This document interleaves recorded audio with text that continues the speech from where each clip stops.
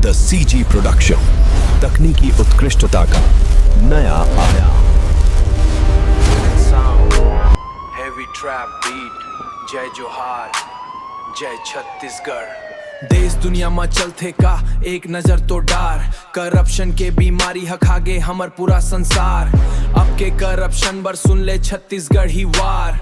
The CG production, let's go. File दबे है table माँ, बिना घूस के काम नहीं होए। गरीब के हकला मार के खुद चैन की नींद सोए। टेंडर पास कराए बर कमीशन के खेल चलते। आम जनता पीसते भैया, जेब भर के तेल जलते। सरकारी योजना भैया, जेब भर के तेल जलते। सरकारी योजना के पैसा रास्ता में गायब हो जाते। सरकारी योजना के पैसा रास्ता में गायब हो जाते। विकास के नाम में सिर्फ कागज में घोटाला देखा थे। विकास के नाम में सिर्फ कागज में घोटा देखा थे। अभी के करप्शन बर का कही बे यार, ईमान बेच के खागे बैठे जम्मो चौकीदार। ईमान बेच करप्शन बर आवाज उठाने भारी। मिटाना है लांछन और छोड़ना है गद्दारी। मिटाना है लांछन और छोड़ना है गद्दारी। मिटाना है लांछन और छोड़ना है गद्दारी। छोटा बाबू ले लेके के बड़े कुर्सी के धनी। करप्शन के कहानी हाँ हो गए अब पुरानी।